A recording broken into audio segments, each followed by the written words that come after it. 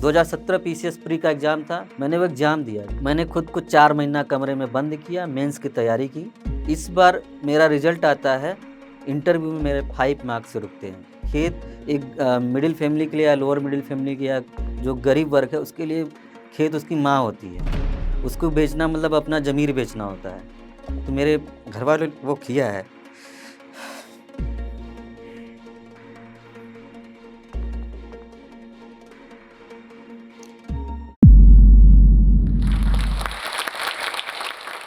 ये कहानी है एक ऐसे स्टूडेंट की जो उत्तर प्रदेश के मिर्ज़ापुर ज़िले से आता है, जो बहुत छोटा शहर है। उसके पिता किसान हैं, उनका आय का कोई दूसरा स्रोत नहीं है सिर्फ़ खेती के अलावा। और वो ऐसे सपने देखता है, जिसको पूरा करना उसकी फ़ैमिली के बस का नहीं था।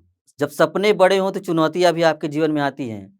तो मेरे लाइफ़ में भी बहुत सारी चुनौतियाँ आईं और उसको पार करके यहाँ तक पहुँचना बहुत आसान काम नहीं होता, लेकिन आपके अंदर जज़्बा होगा तो आप यहाँ तक पहुँचेंगे। तो मैं आज उन चुनौतियों को पार करके यहाँ तक पहुँचा हूँ। मेरा नाम है सुनील कुमार। मैं उत्तर प्रदेश पीसीएस में डीवाईएसपी पोस्ट पे चयनित हूँ। मेरी रैंक रही है 93। मैं जब क्लास 9th में था, हमारे स्कूल के एनुअल फंक्शन में एक भैया आए हुए थे, जो एसडीएम पोस्ट पे थे। उनके आते ही पूरा स्कूल उनके आगे-पीछे घूमने लगा। सारे टीचर्स उनका वेलकम करने के लिए उनके आगे-पीछे घूमने लगे और मुझे कुछ समझ में नहीं आ रहा था, ऐसा क्या हो गया? ऐसा कौन आ गया है कि इतना सम्मान दे रहे हैं? तो मैं भी एमपी हॉल में हम लोग का एनुअल फंक्शन था, मैं बाहर निकल के देखता हूँ कि एक कोई ऑफ़िसर आया हुआ है और वो रेड बत्ती वाली गाड़ी में एम्बेसडर कार थी उससे आए हुए थे और सारे टीचर्स उनका वेलकम कर रहे थे, स्टूडेंट भी उनके आगे-पीछे लगे हुए थे, भैया-भैया कर रहे थे। मुझे कुछ नहीं समझ में आ रहा था वो कौन है? मैं दूर से खड़ा होके उन्हें बस ऑब्ज़र्व कर रहा था, देख रहा था। तो उनके जाने के बाद मैं अपने टीचर से मिलता हूँ, उनसे बात करता हूँ, तो वो बताते हैं कि ये हमारे सीनियर हैं, हमसे 4-5 बैच सीनियर थे, उनका नाम मुझे याद नहीं है। तो बताया कि ये भैया एसडीएम हैं और यहीं आस-पास ही पोस्टेड थे, तो उनको बुला लिया गया। तो मैं अब मेरे अंदर ये जिज्ञासा है कि एसडीएम क्या होता है? मुझे ये सब पता नहीं था, मैं क्लास 9th में था। तो उन्होंने बताया कि ये यूपी पीसीएस के थ्रू एक पोस्ट आता है एसडीएम, सबसे बड़ी पोस्ट है एसडीएम की। तो मुझे लगा यही सबसे बड़ा अधिकारी होता है। मुझे ये नहीं पता था यूपी पीसीएस क्या है, यूपीएससी क्या है। तो मैं अब टीचरों से जानना शुरू किया कि यूपी पीसीएस क्या होता है? तो बोले कि तुम अभी बहुत छोटे हो, अभी पढ़ाई-लिखाई करो, जब बड़े होगे तो तुमको खुद ही पता चल जाएगा। धीरे-धीरे मैं जब क्लास 10th पास करता हूँ तो मुझे घरवाले बोलते हैं कि साइंस स्ट्रीम से पढ़ो, लेकिन मेरे अंदर ऐसा जिज्ञासा था कि मुझे बनना है एसडीएम। इसलिए मैं सोचा कि इसको पढ़ने के लिए मैं उस समय कंप्यूटर की क्लास में जाता था तो सर्च-वर्च करता था कि इसकी क्या सिलेबस है। मैं देखता था तो ये लगता था इसमें तो सब इतिहास, भूगोल ही पूछा जाता है, तो मैं क्यों साइंस बैकग्राउंड से पढूँ? तो मैंने 11th क्लास में आर्ट्स ले लिया। मेरे पिताजी मुझसे बहुत नाराज़ हुए कि घर वालों को मतलब गाँव में क्या बताया कि मेरा लड़का आर्ट्स से पढ़ रहा है। मेरे पिताजी मुझसे 2 साल तक बात नहीं किए। हालाँकि इंटर में मेरा अच्छा रिज़ल्ट आता है और मुझे अपना रिज़ल्ट मैंने खुद नहीं देखा था। मेरे पिताजी मेरा रिज़ल्ट तक नहीं देखते, मुझसे काफ़ी गुस्सा हुए थे। फिर वो एक बार आए शाम को बात किया, "अब क्या करोगे? इंटर कर लिया। आर्ट्स से तो कोई बैकग्राउंड ही नहीं है, मतलब कुछ करियर ही नहीं, तुम क्या करोगे?" मैं बोला, "पिताजी मैं ग्रेजुएशन करूँगा, उसके बाद यूपीएससी की तैयारी करूँगा।" तो मैं बीएचयू एंट्रेंस का एग्ज़ाम दे के वापस आया हुआ था, तो पिताजी बोले कि मामा बोले हैं तुम जाके बीबीए करो फिर एमबीए कर लेना, तो ठीक-ठाक तुमको जॉब मिल जाएगी प्राइवेट। मेरे परिवार की आर्थिक स्थिति उसमें इतनी अच्छी नहीं थी, तो पिताजी को लगता था कोई जल्दी से नौकरी वो कर ले। तो मैं बोला ठीक है अगर मेरा बीएचयू में नहीं होता है, तो मैं आप लोग जो कहेंगे मैं कर लूँगा। मैं एग्ज़ाम दे के आया तो पिताजी खुश हुए कि ये तो एग्ज़ाम दे के आ गया है, पता नहीं हुआ कि नहीं होगा। लेकिन मुझे खुद पे भरोसा था, एग्ज़ाम मेरा अच्छा गया था। रिज़ल्ट आता है, मेरा पहले लिस्ट में नाम था, मैं बोला कि ठीक है, मेरा हो गया है, मुझे एडमिशन कराना है। पिताजी तब भी नाराज़ हुए मुझसे। फिर मैं गया ग्रेजुएशन किया, फर्स्ट ईयर मेरा बीएचयू में घूमते हुए बीत गया समझनोक यूनिवर्सिटी में। सेकंड ईयर से मैंने अपना प्रिपरेशन स्टार्ट किया। वहाँ एक छोटी-सी कोचिंग थी श्रेष्ठ आईएएस, मैंने उसको जॉइन किया। धीरे-धीरे मैंने वहाँ सीसैट और जीएस वगैरह थोड़ा पढ़ना शुरू किया, मुझे सारी चीज़ें वहाँ से पता चली। उसके बाद मैं 2014-2015 अपना रेगुलर पढ़ता रहा, 2015 में मैंने यूपीएससी का पहला अटेम्प्ट दिया था। पास 2015 ग्रेजुएशन के बाद।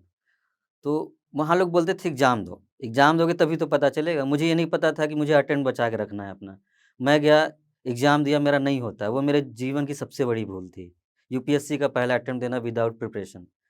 फिर 16 का फॉर्म यूपी पीसीएस का मैंने डाल रखा हुआ था। जब मैं 2015 ग्रेजुएशन पास आउट होता हूँ, तो मुझे पता था कि दिल्ली जाना है मुझे तैयारी करने। ये पता था कि दिल्ली में यूपीएससी की बहुत अच्छी-अच्छी कोचिंगें हैं। दिल्ली को मुखर्जी नगर को आईएएस की फैक्ट्री कहा जाता है। आज भी कहा जाता है कि मुखर्जी नगर से आईएएस बनाए जाते हैं। तो मेरे अंदर दिल में था कि मुझे दिल्ली जाके तैयारी करना है। फिर मैं पिताजी से जाके बात करता हूँ, पिताजी मुझे दिल्ली जाना है तैयारी करने। तो पिताजी बोले, "बेटा देखो मैं इतना सक्षम नहीं हूँ कि मैं तुमको दिल्ली जाके पढ़ा सकूँ। तुमको जाना है तो जाओ, मैं कुछ करता हूँ।" कुछ महीने बीत गए। मेरा मई-जून में एग्ज़ाम खत्म हो गया था, ग्रेजुएशन। अब मैं 4 महीने घर पे बैठा हुआ था। मुझे लगा कि अब ये लोग मतलब पिताजी, मम्मी मेरा ध्यान नहीं दे रहे हैं, नहीं करा पाएँगे। मुझे कुछ समझ में नहीं आ रहा था मैं क्या करूँ? फिर मैंने मम्मी से जिद की, "मम्मी मुझे पढ़ना है, मुझे यूपीएससी करना है, कुछ भी करो।" तो मम्मी समझाई, "बेटा हम लोग की इतनी क्षमता नहीं है, इतना पोटेंशियल नहीं है या इतनी औकात हमारी नहीं तुमको हम दिल्ली भेज सके। 10 से 15,000 का खर्चा है, कोचिंग का फीस है, नहीं हो पाएगा।" तो पिताजी एक दिन रात में आए, बोले कि, "बेटा तुम जाओ पढ़ो, मैं तुम्हें दूँगा।" पिताजी मेरे लिए खेत बेचते हैं, करीब 1 बीघा खेत बेचते हैं, हमारी ज़मीन भी ज़्यादा नहीं थी। 4-5 बीघे के आस-पास खेत था, उन्होंने बेचा, लेकिन मुझे ये कभी नहीं बताया कि कितना अमाउंट में बेचा गया था। अब वो कितने में बिका मुझे नहीं पता, वो बोले कि तुम्हारे फ़ीस का व्यवस्था हो गया है, तुम जाके दिल्ली तैयारी करो। मैं बहुत खुश हुआ। फिर मैं पैसे लेके दिल्ली आया और आते ही मैंने ध्येय आईएएस जॉइन कर लिया और मैंने अपना प्रिपरेशन स्टार्ट कर दिया फ़ीस-वीस जमा करके। क्या होता है ना, जब आपके अंदर ललक हो, तो आप कुछ भी कर सकते हैं। घर वालों को भी एक बार आपके सामने झुकना पड़ता है। तो मेरी ज़िद के आगे मेरे माँ-बाप को झुकना पड़ा, मम्मी-पापा को मेरे लिए वो सब करना पड़ा। उन्होंने खेत बेचा। खेत एक मिडल फ़ैमिली के लिए या लोअर मिडल फ़ैमिली के या जो गरीब वर्ग है उसके लिए खेत उसकी माँ होती है। उसको बेचना मतलब अपना ज़मीर बेचना होता है। तो मेरे घरवालों ने वो किया है।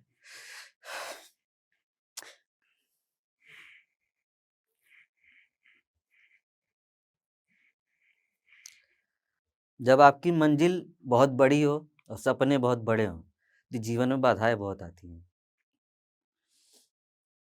और मेरे साथ भी कुछ ऐसी घटनाएँ बराबर होती रहीं। 2016 का पीसीएस का मैं एग्ज़ाम देता हूँ और पहला मैंने पीसीएस का प्री का एग्ज़ाम दिया था। उस समय मेरी प्रॉपर प्रिपरेशन नहीं थी और रिज़ल्ट आता है, मेरा प्री में सिलेक्शन हो जाता है। हालाँकि मेरा इंटरव्यू कॉल नहीं आता है, 5 नंबर से मेरा इंटरव्यू कॉल रुक गया था। लेकिन मैं खुश था क्योंकि मेरा उसमें कोचिंग कंप्लीट नहीं हुआ था। फिर 2017 यूपी पीसीएस का फॉर्म आता है, वो मैं डालता हूँ, यूपीएससी का भी फॉर्म डालता हूँ। 2017 का यूपीएससी का एग्ज़ाम, प्री का एग्ज़ाम देके मैं घर गया था। पापा को कुछ काम था, बोले कि बेटा बहुत दिन हो गया घर गए, आ जाओ घूम लो घर जाके। तो मैं 2017 का यूपीएससी का एग्ज़ाम दे प्री एग्ज़ाम देके घर जाता हूँ और उसी दिन मैं मेरी मौसी का घर मेरे पास में है, तो मैं घूमने निकल जाता हूँ। मेरी माँ मना करती है कि मत जाओ बेटा, रुक जाओ, थोड़ा घर-वर भी रह लो, फिर जाना आराम से। लेकिन मैं थोड़ा ज़िद्दी स्वभाव का हूँ, जो मेरा मन करता है मैं वही करता हूँ और ये कभी-कभी जीवन की बहुत बड़ी भूल हो जाती है। घर वालों की बात ज़रूर माननी चाहिए। मैं बाइक से जा रहा था, सामने से फ़ोर व्हीलर आ रही थी। अब वो नींद में था कि क्या था मुझे समझ में नहीं आया, मैं अपने ही साइड से था। बाइक भी मेरी बहुत आराम से थी, 40-50 की स्पीड में। वो अचानक से आके मेरे साइड में टक्कर मारा, तो कुछ सेकंड तक मुझे समझ में नहीं आया कि मुझे हुआ क्या है? मुझे समझ में नहीं आ रहा था। जब मेरी नींद खुलती है, मतलब मैं होश में आता हूँ, तो मैं देखता हूँ मेरे घरवाले मेरे सामने हैं। पिताजी और माताजी पूरे शॉक्ड हैं, ये क्या हो गया है? मैं पूरी तरीके से टूट गया था कि अब मैं क्या करूँ? मेरे पीछे इतना इन्वेस्टमेंट हो चुका है, पिताजी ने इतना इन्वेस्ट कर दिया है। अगर मैं दोबारा से प्रिपरेशन नहीं कर पाया तो क्या होगा? मैं खड़ा नहीं हो पाया तो क्या होगा? वो फैमिली तो पूरी तरह टूट जाएगी।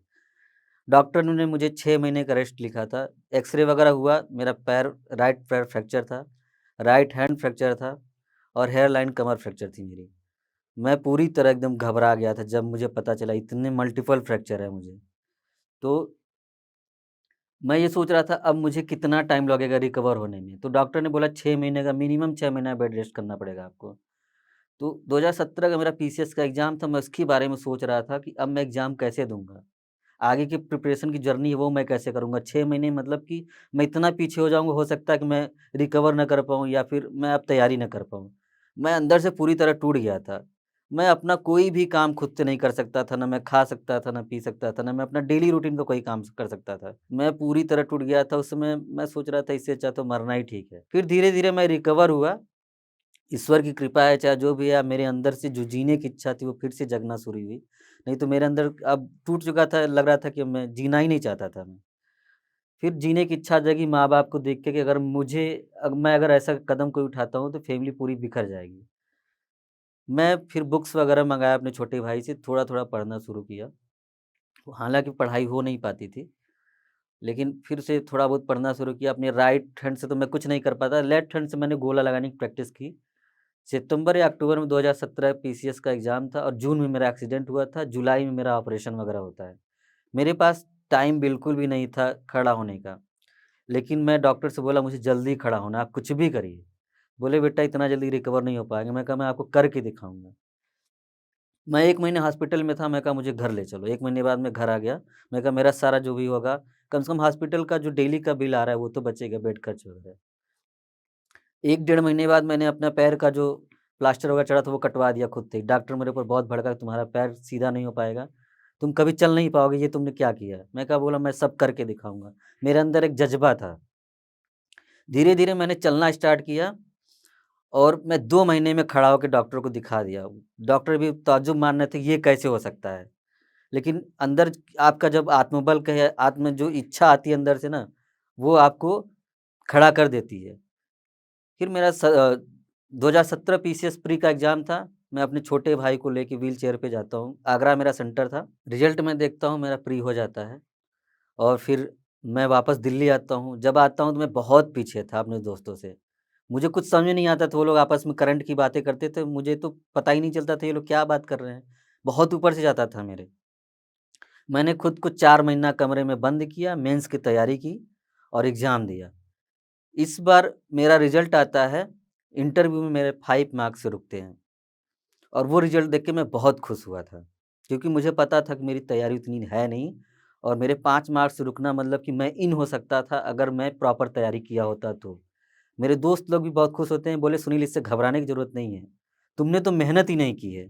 लेकिन इतना लिख के रख लो सुनील 2018 बैच में तुम्हारा सिलेक्शन हो रहा है और बड़ी पोस्ट मिलेगी तुमको। इस एग्ज़ाम के बाद 2017 के एग्ज़ाम के बाद मैं 2018 की प्रॉपर तैयारी शुरू करता हूँ। मैंने यूपीएससी के बारे में सोचना छोड़ दिया क्योंकि मेरा पीसीएस लगातार हो रहा था। यूपीएससी मैंने 2 अटेम्प्ट दिया था, मेरा नहीं हुआ। तो मुझे लगा पहले एक नौकरी ले लेनी चाहिए क्योंकि मेरी फैमिली भी लोअर मिडल फैमिली है, इतना वो खर्च अफ़ोर्ड नहीं कर पाएँगे। मैं ज़्यादा समय तक नहीं रुक सकता था दिल्ली में। तो मैंने 2018 के लिए प्रॉपर तैयारी शुरू की। मैं किसी की नहीं सुना, सब बोलते थे अभी ऐज है तुम्हारी यूपीएससी दो, मैं कहा नहीं।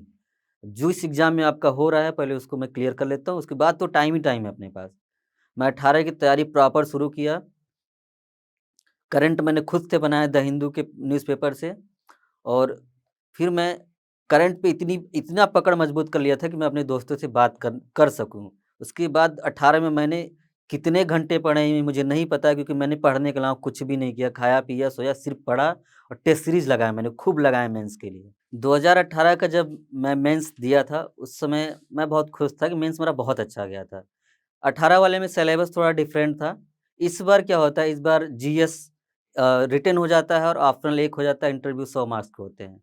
तो इस बार का जो पैटर्न था वो हम लोगों पे था जो दिल्ली में तैयारी करता था यूपीएससी का। तो मुझे कॉन्फिडेंस था कि इस बार मेरा सिलेक्शन श्योर होगा क्योंकि मेरा रिटन बहुत अच्छा है। फिर मेंस मैं देता हूँ, मेंस दे के आता हूँ तो अंदर से बहुत खुशी थी कि मुझे इतना पता था कि मेरा इंटरव्यू कॉल ज़रूर आने वाला है। तो जब इंटरव्यू का रिज़ल्ट आता है उस समय मैं घर पे था। मेरे दोस्त लोग ही मेरा रिज़ल्ट देख के बताते हैं कि सुनील इंटरव्यू कॉल तुम्हारा आ गया है। हम लोग काफ़ी देर से वेट कर रहे थे रिज़ल्ट का तो उन लोगों ने पहले देख लिया था। मम्मी-पापा मेरे भाई लोग सब एक ही जगह उस दिन बैठे हुए थे। तो मैं बताया कि मम्मी इंटरव्यू आ गया है कॉल मेरा।